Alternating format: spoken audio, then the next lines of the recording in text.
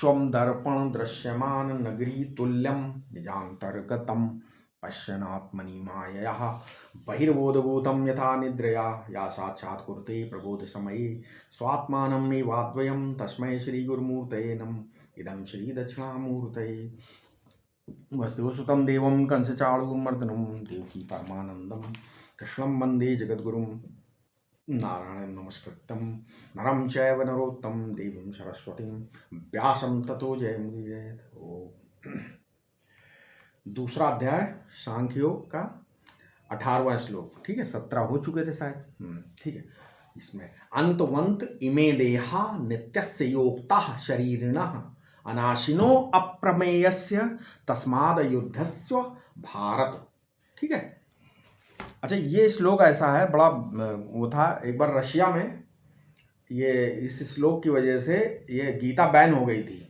तो फिर यहाँ ये इसलिए कि इसमें ये लिखा है कि उन्होंने ऐसा कुछ मतलब ट्रांसलेट किया इसको कि ये युद्ध करने की प्रेरणा दे रहा है। ये गीता में युद्धस् तस्माद युद्धस् जो इंग्लिश में उसमें किसी ने ट्रांसलेट कर दिया कि युद्ध करने की प्रेरणा है इस गीता में। तो रशिया में किसी उसमें बैन हो गया था ये। फिर वहाँ पर यहाँ की इंडियन गवर्नमेंट गई, फिर वो कोर्ट में जाके अपना जाके किसी तरीके कोर्ट ने फिर ये पास किया, नहीं ये जो है ये बैन हटा लिया गया फिर। ठीक है, दोबारा गीता फिर वहाँ पे फिर जो है बैन हट गया रशिया से। कहने मतलब इसमें क्या है, युद्धस्व जो ये तस्माद युद्धस्व है इसकी वजह से। अच्छा, मान लीजिए आप हमें ये काम करने की आज्ञा दीजिए, ठीक है, और किसी से कहें कि हम अपना ये काम करने जा रहे हैं, आप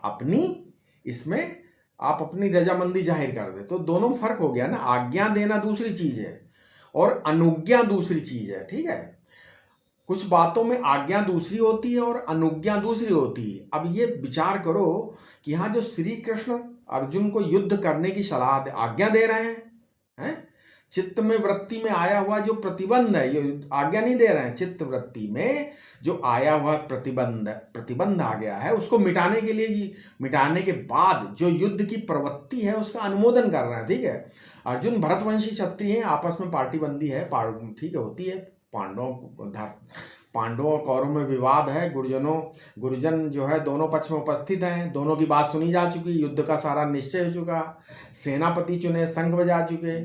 अब जो धनुष उठाया फिर रख दिया, समझ में आया? तो अब क्या हुआ, पहले धनुष उठाया फिर फेंक दिया, तो कोई न कोई बात दोनों के बीच में आ गई। तो भगवान ये नहीं कहते कि धनुष बाण फेंकना या धनुष बाण उठाना, ये नहीं कहते हैं। वो बोलते ये धनुष बाण फेंकने के नहीं बोलते हैं, नहीं बोला उन्होंने, बोला शोक, उसके बीच में क्या आ गया, युद्ध की बात ही नहीं बोले, शोक और मोह आ गया बीच में, ये विघ्न आ गया। तो भगवान ने ये समझाया कि जिस शोक मोह से युक्त या वशीभूत होकर तुम धनुष बाण फेंक दिया आपने, वो शोक मोह लोभ भी गलत है।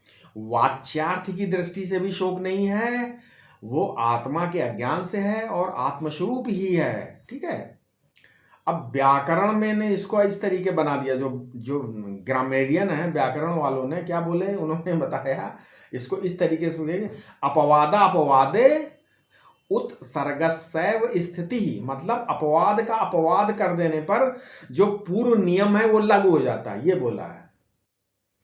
अब मान लो एक आदमी ने क्या किया कि उसको खिचड़ी बनानी है, दाल चावल उठाए उसने, ठीक है, और वो उसने पानी जो है दाल चावल भिगो के उसमें कुकर में चढ़ना दिया, पानी भी गर्म होने लगा। तब तक उसको याद आया कि आज तो एकादशी है, आज तो हमें नहीं खाना है।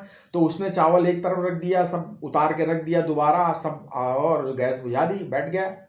अब दूसरे एक व्यक्ति आया, दूसरे उनके एक फ्रेंड मित्र आ गए, बोले भाई ये क्या हो गया, आपने ये तो उतार क्यों दिया, आप तो कुकर ये सब उतार के ये सब अलग कर रहे हो चावल।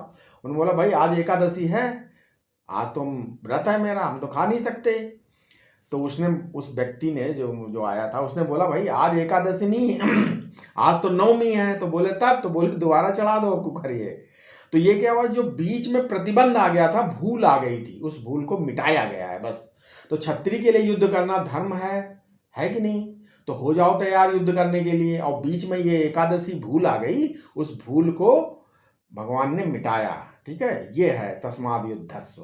तो तो ये जो तस्मात् युद्धस्व है, ये आत्मज्ञान को हेतु बना करके युद्ध के लिए आज्ञा देना कि आत्मा अविनाशी, आत्मा अप्रमेय है, आत्मा नित्य है, आत्मा शरीरी है, इस बात को हेतु बना करके युद्ध के लिए आज्ञा देना तो बनता ही नहीं है। तो अप्रमेयस्य अनाशिनो, यहाँ तक जो बात कही गई वो तो एक देह को बताने के लिए, अनाशिनो अप्रमेयस्य, तो यहाँ जो बात कही गई वो देह को अनित्य बताने के लिए है। तो अब को शोक नहीं रहा ना, अब तो कोई भूल नहीं रही। तो तस्माद युद्धस्व भारत, मतलब खड़े हो जाओ, कमान गेट अप।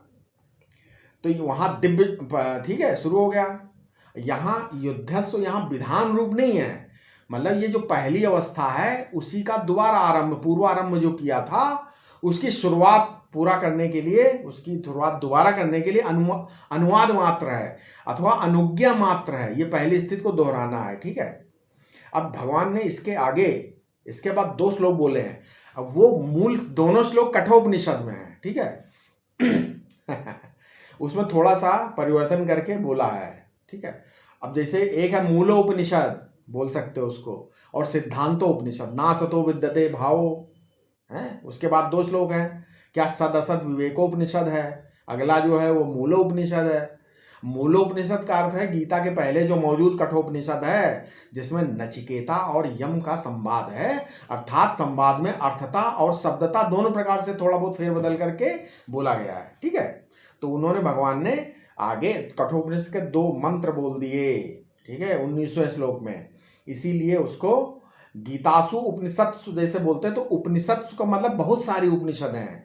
तो ये क्या है, ये मूलोपनिषद है। मूलोपनिषद भगवत गीता का जो मूलभूत उपनिषद मतलब कठोपनिषद है, उस कठोपनिषद के जो मंत्र और शब्द अर्थ तो थोड़ा बदल के यहाँ पर अब ये मूलोपनिषद भगवान बताते हैं। यहाँ पर क्या, 19वां श्लोक आगे, या एनम वेत्ति हंतारम यश्चैनम मन्नते हतम उभौ तो न विजानीतो नायम हंति न हन्यते। ठीक है, अब ये सेम ये इसी टाइप का मंत्र कठोपनिषद में है। तो मूलोपनिषद हम इसलिए बोलते हैं कठोपनिषद। तो कहना है कि मनुष्य न जान करके बंधन में फंसता है और न जान करके बंधन से मुक्त होता है। जानने से जो चीज़ मिलती है वो पहले से मिली हुई होती है, और न जानने से जो चीज़ खो जाती है वो दरअसल में खोई हुई होती ही नहीं है।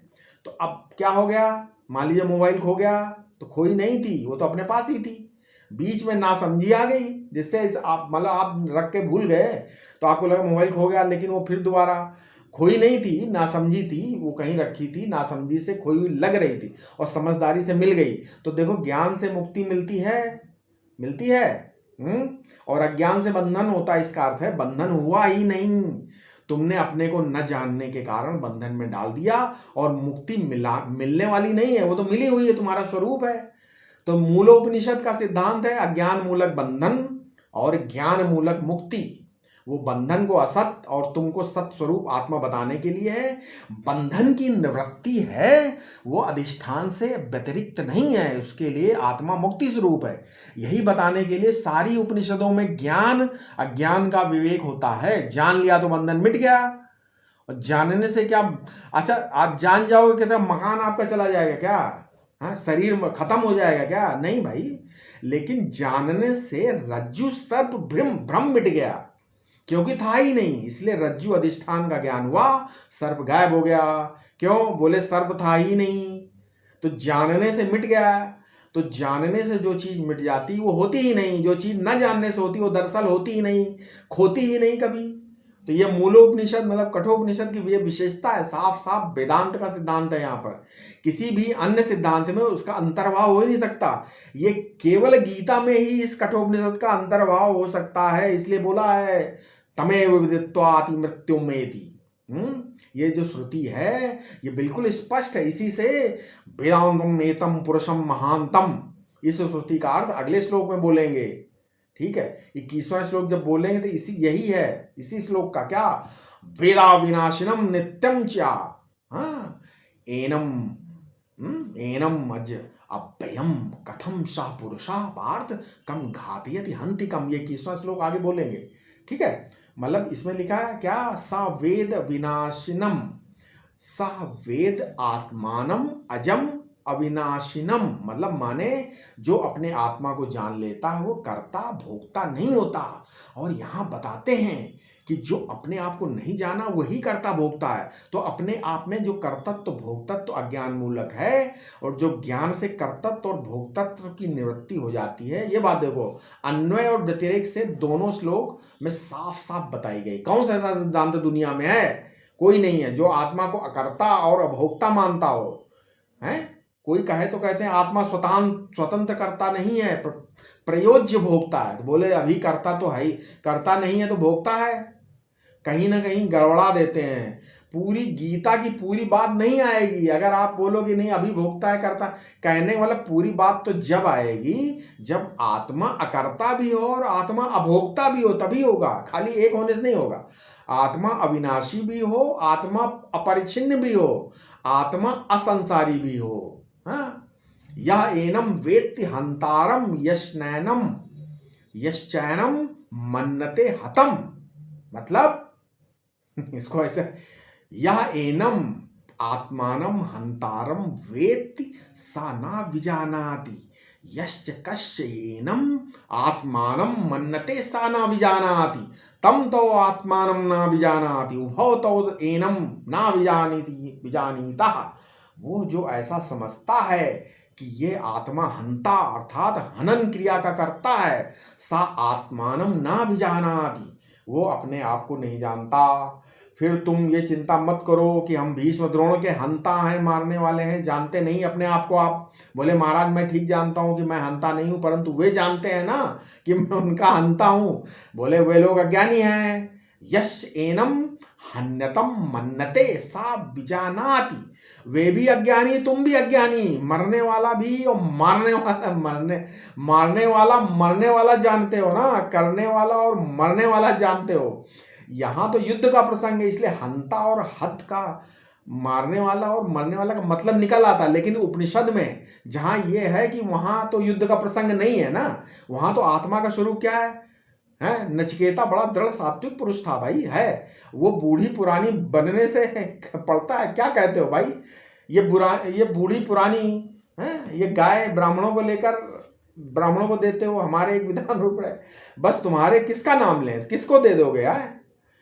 भाई ये बूढ़ी गौ दान कर रहे हो। तो उनके फादर समझ गए, बोले बेटा तुम हमको, हम गुस्सा हो गए, बोले हम तुमको यम को दे देंगे। नाम ले लिया, क्रोध आ गया, बस हम तुमको मौत को दे देंगे। उसने कहा अच्छा तो हमारे ठीक है, जो हमारे पिताजी उनकी बात सच्ची, हम मौत के सामने जाते हैं, चलो। और देखो दूसरे कांड के 3 अध्याय में नचिकेता ने जो प्रार्थना की और क्या कहा, हमको ये बताओ कि मरने के बाद आत्मा रहती कि नहीं रहती, अगर रहती है तो उसका क्या स्वरूप है? ये पूछा। अब आप मृत्यु ही ठीक बता सकता है, क्योंकि मृत्यु से ही पूछा, यम से ऐसे व्यक्ति से पूछो जो स्वयं मृत्यु है तो वही तो ठीक बताएगा। तो क्योंकि मृत्यु शरीर को तो मिटा देता है, और शरीर को मिटाकर जो मृत्यु रहता है, जो निवृत्ति रहती है, या जो अभाव रहता है, ठीक है, जो अभाव या मृत्यु जो भी आप बोलो वो रहती है, तो कहाँ रहती है? कहने का मतलब वो रहती है सुषुप्ति में, समाधि में, जहाँ सर्व का निषेध हो गया, अपवाद है, वहां मृत्यु ही मृत्यु शेष है। और वहां देखो आत्मा झिलमिला रही है, ठीक है, हो गया कि नहीं? समाधि में सबका निषेध हो गया, सुषुप्ति में, लेकिन वहां देखो आत्मा झिलमिला रही है। आत्मा न मरने वाला है न मारने वाला है। हुआ ज्ञान? योग वशिष्ठ आ गया कि नहीं आ गया? यहाँ योग वासिष्ठ में के योगी ने कहा क्या? महाप्रलय का चिंतन करो। योग वासिष्ठ में निसंकल्प हो जाओ, सबका बाध कर दो, सबका निषेध कर दो, देखो वहां आत्म तत्व। लेकिन केवल ऐसा करने से ही ब्रह्मात्मक ज्ञान नहीं होता है। केवल निसंकल्प हो जाने से, केवल मृत्यु के पास पहुंच जाने से आत्मज्ञान नहीं होता। उसके लिए उपदेश की भैया विवेक की जरूरत पड़ती है। यहाँ वहाँ युद्ध का प्रसंग नहीं है योग वासिष्ठ में, इसलिए, और कठोपनिषद में, इसलिए यहाँ हंता और हत, मारने वाला मरने वाला मानते हो, इसका अर्थ है, ठीक है। वहाँ करने वाला या किया जाने वाला मानते हो तो कर्म का कर्ता और कर्म का फल और कर्म का विषय अर्थ किया जाएगा वहाँ पे, ठीक है। वो किस चीज के लिए किया जाएगा? ठीक, एक आदमी के हाथ में बंदूक ली और मार दी तो बंदूक है, एक के हाथ में गोली लगी दूसरे के, तो जिसके गोली लगी वो मारा गया था ना, जिसने हाथ बंदूक उठाई वो मारने वाला। बोले आत्मा न वो बंदूक से युक्त हाथ वाला और न छाती वाला जिसे मारा, दोनों शरीरों में, दोनों से बिल्कुल जुदा है वो। नायम हंति न हन्नते। ठीक है, अब यदि तुम्हें अहम को पहचानना हो तो अयम को जुदा करो, अयम न हंति, अयम न हन्नते। ठीक है, अब ना हन हुआ ना, ठीक है, ना अहम, ना हंति ना हंत, ना हन्नते ना हंत। ठीक है, अब ना का आ कर दो, तब क्या हुआ, अहंती और अहन्नते। समझ गए, तत्तावत इति अहम। अब कौन है, ना हंत इति अहम, ना हन्नते इति अहम। अब कौन है, अब यहां से अहम पद ही चलता है। ठीक है। चलिए, अभी 19वां श्लोक हमने बता दिया ना हंति ना हन्नते। 20वां श्लोक में भी आगे, न जायते मृते वा कदाचित नाय भूता भविता वा न भूया अजो नित्या शाश्वतोयम पुराणो न हन्नते हन्यमाने शरीरे। 20वां श्लोक। अब भगवान श्री कृष्ण अपने मित्र की समझ पर, अर्जुन की समझ पर थोड़ा आक्षेप करते हैं। अरे भाई, क्या बोले, संसार में अर्जुन, संसार में दो तरह के मनुष्य अज्ञानी हैं, बस दो ही अज्ञानी है, दूसरा कोई नहीं। बोले कौन, पहले जो आत्मा को मारने वाला मानते हैं, एक तो हुए अज्ञानी, दूसरे जो आत्मा को मरने वाला मानते हैं, वो भी अज्ञानी।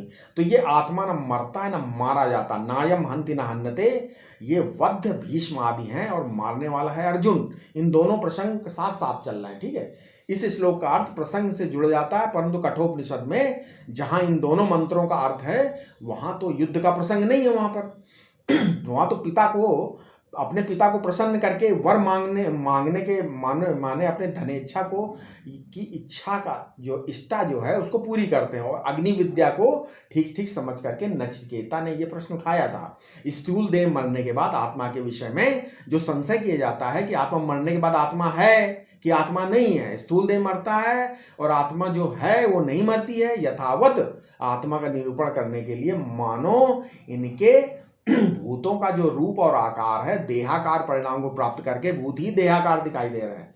ठीक है, इनसे अलग आत्मा है कि नहीं, ये जन्म के पहले था कि नहीं, मरने के बाद रहता है कि नहीं।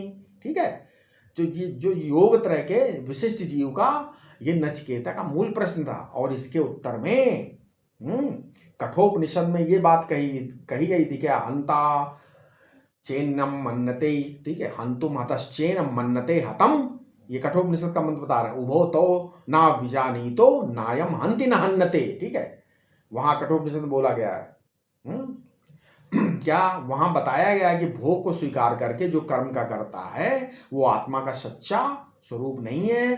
किसी भी किए हुए कर्म के फल का जो भोगता है वो आत्मा नहीं है। आत्मा का शुद्ध स्वरूप बताने के लिए यहाँ ये कहा गया है कि आत्मा न करने वाला न भोगने वाला, माने ये ना तो हेतु वाला और न फल वाला है। कठोपनिषद अगेन बोलता है, जरा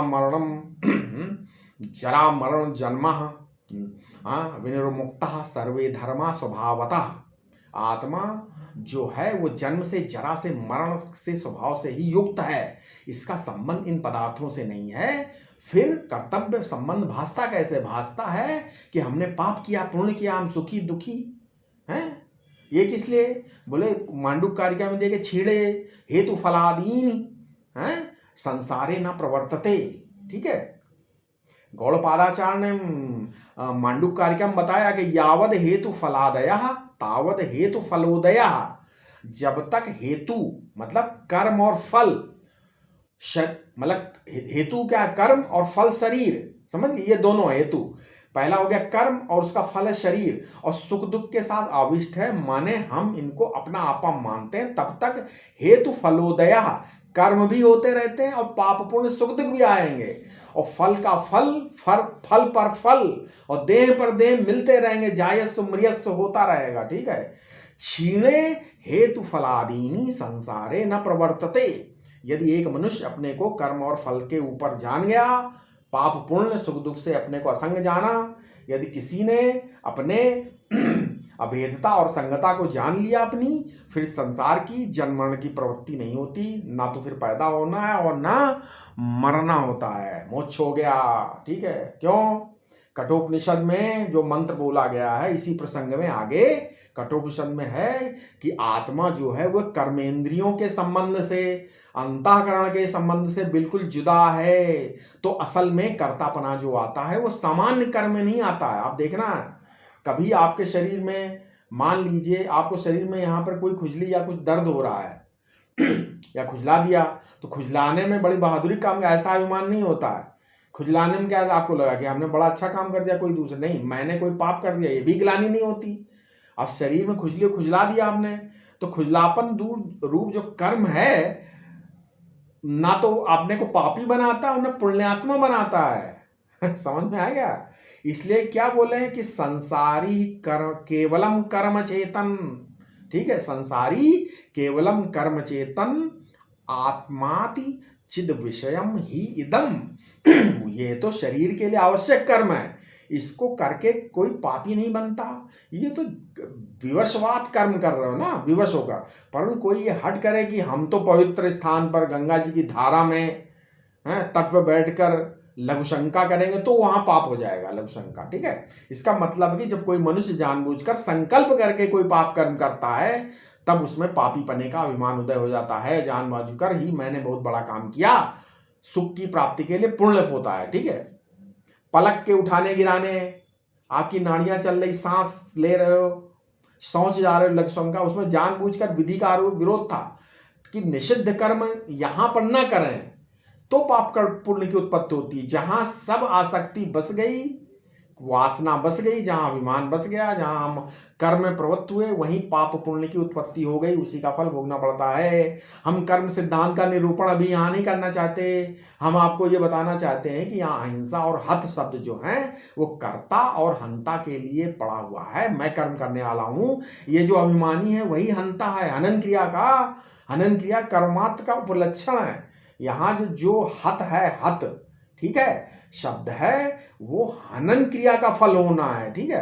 हनन वस्तु होना, ये हत होना है, कर्म मात्र का फल विषय है, माने भोक्तापन है। ये कह रहे हैं कि आत्मा ना तो करता है और ना भोक्ता, इसीलिए बोलते उभौ तो न विजानी तो क्रिया संबंधे न वर्णनम उज्झारम एनम पुनः पुनः, जिसका वर्णन किया जा रहा है जीवात्मा का, उस आत्मा को जो सर्वदा कर्ता मानता वो भी अज्ञानी, और जो कर्म फल का भोक्ता मानता वो भी अज्ञानी। आत्मा न कर्ता न भोक्ता, ये प्रसंग स्वतः निषिद्ध हो गया, क्योंकि देह के द्वारा कर्म तो होते हुए देखे जाते हैं, फल भोगते हुए देखे जाते हैं। तो आत्मा नाम की कोई वस्तु इस देह में अतिरिक्त है। इसका मतलब ये नायम हंति न हन्यते इति उच्यते, ठीक है। इसके संबंध में ये बात कही जा रही है। न ये हनन क्रिया करता है, ना किसी को मारता है, ठीक है, न हन्यते, न भोगता है। इस प्रसंग का थोड़ा विस्तार करके अगर बोले, क्योंकि ये मूलोपनिषद है भाई, मूलोपनिषद, कठोपनिषद, ये गीता उपनिषद, गीता क्या, गीता उपनिषद, भगवद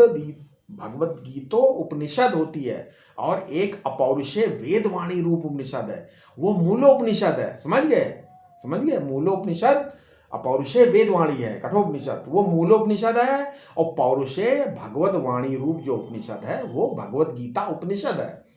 भगवान स्वयं पुरुष हैं और उपनिषद के द्वारा वेद तत्व का अनुभव करके बोलते हैं। तो मूलो उपनिषद कहने का अभिप्राय है कि प्राचीन उपनिषद, अपौरुषेय उपनिषद, शब्दता भी और अर्थता भी, ठीक है। अच्छा, गीता पर ध्यान दें, थोड़ा भौतिक दृष्टि से अगर विचार करो तो आप कर्म करते हैं, उसकी जिम्मेदारी आप पर कहाँ तक है। तीन बातें तो बिल्कुल भौतिक दृष्टि हैं। एक तो मनुष्य के माँ बाप की सत्ता, उसके माँ बाप की, फिर उसके माँ बाप की, फिर उसके माँ बाप की, ये जो परंपरा अनादिकाल से प्रवाहित होती आ रही है, पीढ़ी दर पीढ़ी हम चले आ रहे हैं। आम की मिठास, आम का सोनापन, दशहरी आम है, तमाम प्रकार के आम, लगड़ा, तो जैसे चलता वैसे मनुष्य का शरीर भी फल रूप है। दो तरह के फल, एक तो अपने आप डंडी से टूट के गिर गया, ठीक है, नहीं पक के, और एक करना पड़ता है। ये मनुष्य भी क्या है, माँ के पेट से जुड़ा रहता है, और जब नालक छेदन होता है तब मूल से जुदा कर दिया जाता है। अब वंश से, माँ बाप के शरीर से निकलने वाला ये जो फूल, मातृवंश में और पितृवंश में जो गुणधर्म, स्वभाव, स्वाद, कड़वाहट, मिठास थोड़ी थोड़ी होती है, ये ब्रह्मा से लेकर अब तक जितने संस्कारी पूर्वज हमारे हुए, उनके संस्कार का कुछ अंश इस शरीर में आता है। थोड़ा वशिष्ठ का होता है, थोड़ा शक्ति का भी होगा, थोड़ा महर्षि पराशर का भी अंश है, थोड़ा व्यास जी का भी अंश है हमारे, ठीक है। हमारे गोत्र प्रवर्तक ऋषि हैं, उनका थोड़ा बहुत अंश है जिनके द्वारा शिक्षा ग्रहण की जाती है, हैं? वे नाद प्रवर्तक ऋषि हैं। दो प्रकार के फादर होते हैं, बाप पिता, क्या? एक वीर बिंदु से बाप होता है, एक नाद बिंदु से बाप फादर होता है। जो प्राण खींच करके, मंत्र दान करके, कर्ण द्वारा जो वीर्याधान होता है, और जो माता के द्वारा जो वीर्याधान, दोनों में ही मनुष्य के शरीर में संस्कार आते हैं, ठीक है। माता पिता जो संस्कार आते हैं वे अध्यासवत संस्कार आते हैं। अध्यास के सामान के बिना विवेकीय ही उनके वे संस्कार उनके जीवन में आ जाते हैं। और जो गुरु की शिक्षा से जो संस्कार आते हैं वे जानबूझ करके मनुष्य की भलाई के लिए उसके ऊपर शरीर में डाले जाते हैं। इसलिए रक्त प्रवाह से आया हुआ संस्कार वो अच्छा बुरा दोनों तरह का होता है। गुरु रूप पिता से आया हुआ संस्कार वो हमेशा अच्छा ही आ जाता है, ठीक है। इसलिए बुराई के संस्कार नहीं आते। वहां छिप करके कुकर्म करके कुसंग करेगा, वहां बुराई के संस्कार आएंगे, ये बात दूसरी है, ठीक है। ठीक, अब ठीक है। अब दूसरी बात देखो, संसार क्या है, संसार की वो क्या है, जहां अपना हाथ उठाकर किसी को कुछ भी कर सकते हैं, मार सकते हैं, थप्पड़ मार सकते, किसी को दान भी दे सकते हैं, वहां कर्ता पर आपको कहाँ मालूम पड़ रहा। अच्छा, परंतु यदि आप वहां से 2 फीट आकाश में हो तो आपका हाथ वहां नहीं पहुंचेगा, पहुंच जाएगा। आप उस समय क्या हाथ उठा करके दान दे सकते हैं। मान लो ऊपर पहाड़ में बैठे हैं, किसी को चांटा मार नहीं मार, इंद्र देवता आप पर हाथ उठाने के अनुग्रह नहीं देते, लेकिन धरती पर आप रहते हो, जिस शरीर में आप रहते हो, तो इंद्र देवता अनुग्रह से इस धरती पर हाथ दान के लिए उठता है, वहीं थप्पड़ मारने के लिए भी उठता है, ठीक है। ये भूमंडल का जो वातावरण है, जो इसकी हवा से बना है, उसके अगर ऊपर चले जाओगे तो इस ढंग से बना कि आप बोलना चाहो तो बोल नहीं सकते, हाथ उठाना चाहो तो वहां नहीं उठेगा। इसका अर्थ है कि समष्टि देवता के अनुग्रह के बिना कोई भी मनुष्य अपना कर्म करने में समर्थ नहीं हो सकता। सबकी सारी जिम्मेदारी मनुष्य में कहाँ से आएगी? कर्म की सारी जिम्मेदारी मनुष्य में नहीं आ सकती। वो तो जैसी वातावरण में रहा वैसा है, लंदन में लंदन जैसा, सिंगापुर में सिंगापुर जैसा, भारत में भारत जैसा, अंतरिक्ष में अंतरिक्ष जैसा, स्वर्ग में स्वर्ग जैसा। तो जैसे वातावरण में मनुष्य रहता है, सामाजिक वातावरण, प्राकृतिक वातावरण, वही हमारे कर्म के प्रेरक होते हैं, ठीक है। अब वही है। भगवान श्री कृष्ण का मत क्या है श्रीमद् भगवद गीता में है, वो तभी उन्होंने बोला स्वभावजेन कौन्तेय निबद्धा स्वयं कर्मणा, 18वें अध्याय में भगवान कहते हैं कि स्वभावज कर्म है ना, उसमें भी एक छात्रम कर्म है। स्वभावजम युद्धे चाप्य पलायनम, गीता, युद्ध से ना भागना, दानम ईश्वर भावस, ये क्या है, युद्ध में ना भागना क्षत्रियों का कर्म है। नेच्छस जन्मोहात, मतलब तुम नहीं करना चाहे तो तुम्हें मजबूर होकर कर्म करना पड़ेगा, अर्थात मनुष्य अपने स्वभावज कर्म से मजबूर है। जैसा, ठीक है, उसका स्वभाव पड़ गया है, वैसा उसका संस्कार बन गया, वैसा कर्म करता है। इस पर भी भगवान की दृष्टि है। और देखो ऐसा नहीं है, दृष्टिकोण में, एक दृष्टिकोण में उसमें छूट गया। कहते हो मनुष्य काम और क्रोध से इतना अधीर हो गया, और जब अर्जुन ने पूछा कि मनुष्य पाप क्यों करता है, तो क्या बोला भगवान ने? 3रे अध्याय में बोला, काम एष क्रोध एष रजोगुण समुद्भवः महाशनो महापाप्म्या विद्धेनम ही वैरिणम। कहने मतलब तुम्हारे साथ तुम्हारा दुश्मन लग गया है, वो तुमसे पाप करवाता, काम क्रोध की प्रेरणा से तुम पाप करते हो, साफ साफ बतला दिया, ठीक है। प्रकृतिम यान्ति भूतानि निग्रहम किम करिष्यति, 3रे अध्याय। इंद्रियस्य इंद्रियस्य अर्थो राग द्वेषो व्यवस्थितो, केवल राग द्वेष के अधीन नहीं होना, तुम अधीन नहीं हो, इतनी ही यहाँ बात भगवान बता रहे हैं, ठीक है। वो कहते हैं विराट रूप से जब अर्जुन को दर्शन देते तब बोलते हैं कि अर्जुन ये भीष्म द्रोण कर्ण और दुर्योधन तो मर चुके हैं, देख उनका लोतड़ा, देख ये मुर्दे हैं। अर्जुन ने कहा बाबा मैंने तो नहीं मारा है इनके मरने का पाप हमको न लग जाए। तो बोले हाँ तुमने नहीं मारा है, ठीक है। 11वें श्लोक में क्या, मय वैते निहताम पूर्वमेव निमित्त मात्रम भव सव्यसाचिन, 11वां अध्याय 33वां श्लोक। तू तो निमित्त मात्र, मैंने पहले ही इनको मार डाला है। अब देख विराट रूप से जो ईश्वर है उसका जरा स्वरूप देखो, हाथों में जो इंद्र निवास है। असल में इंद्र, उसके हाथों में इंद्र कल्पित है, उसकी वाणी में अग्नि देवता का निवास है तो अग्नि देवता कल्पित है, उसके पाँव में उपेंद्र देवता कल्पित हैं। इसी से देखो कि उपेंद्र देवता पाँव की पूजा होती है ना, पाँव की पूजा माने मनुष्य की पूजा नहीं, पाँव की पूजा माने गति देने वाला। अच्छा, पाँव को छूते हैं, पाँव की पूजा का मतलब मनुष्य की पूजा नहीं, पाँव की पूजा का मतलब गति देने वाला, प्रगति देने वाले, आगे बढ़ाने वाले जो उपेंद्र हैं देवता, उन्हीं की पूजा, ईश्वर की पूजा। इस पूजा का अर्थ ये नहीं है कि समझना कि हड्डी मांस की पूजा कर रहे हो आप, हैं? हड्डी मांस की पूजा नहीं होती, उसमें रहने वाले उपेंद्र देवता की पूजा होती है। वहां विष्णु हैं, एक बात ध्यान देने क्या है, यहाँ विष्णु भी उपेंद्र हो गए। इंद्र कौन? हाथ में इंद्र देवता है, मनुष्य में कर्म करने की इच्छा होती है, पाँव में उपेंद्र, हाथ में इंद्र, तो इंद्र तो उपेंद्र से बड़ा हो गया हो गया, तो कर्म बड़ा और गति छोटी, तो जैसा जैसा कर्म करोगे वैसे वैसी गति होगी। तो इंद्र का संचालन हाथ में है और विष्णु का संचालन पाँव में है, उपेंद्र फलदाता के रूप में गति वाले, देने वाले विष्णु पाँव में है, और कर्म की प्रेरणा देने वाले इंद्र हाथ में। कर्म के अनुसार जब गति होती है तो इंद्र बड़ा हो जाता है और उपेंद्र फलदाता छोटा हो गया, क्योंकि उसको कर्म के अनुसार फल देना पड़ेगा। तो यहाँ विष्णु की संज्ञा उपेंद्र हो गई, उपेंद्र। ये इंद्र उपेंद्र जो देवता हैं, हम लोग किताब में पढ़कर छोड़ देते हैं, भाई अमुक इंद्र का अमुक देवता, लेकिन मन की अमुक वृत्ति का अमुक देवता है। फल देवता छोटा हो गया ना, हाथ देवता बड़ा इंद्र, और पांव का देवता उपेंद्र छोटा।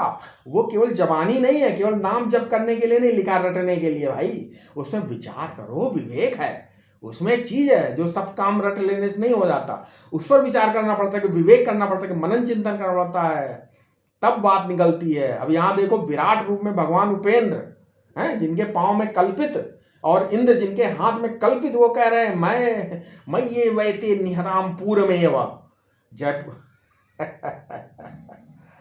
संत स्वामी खंडन बताते, जयपुर के एक पंडित थे, बहुत बड़े विद्वान संस्कृत के, और अंग्रेजी के शब्दों का बड़ा मिलान किया करते थे। तो बोले इंद्र जो है, इससे अंग्रेजी में कौन सा शब्द बना तो वो बोलते ईथर इंदर से ईथर हो गया तो ये सब चीजें कहने का मतलब, अब शेष हम इसके आगे अगले वीडियो में बताएंगे। कृपया इस चैनल को सब्सक्राइब करें और इस वीडियो को आपस में साझा करें, ठीक है।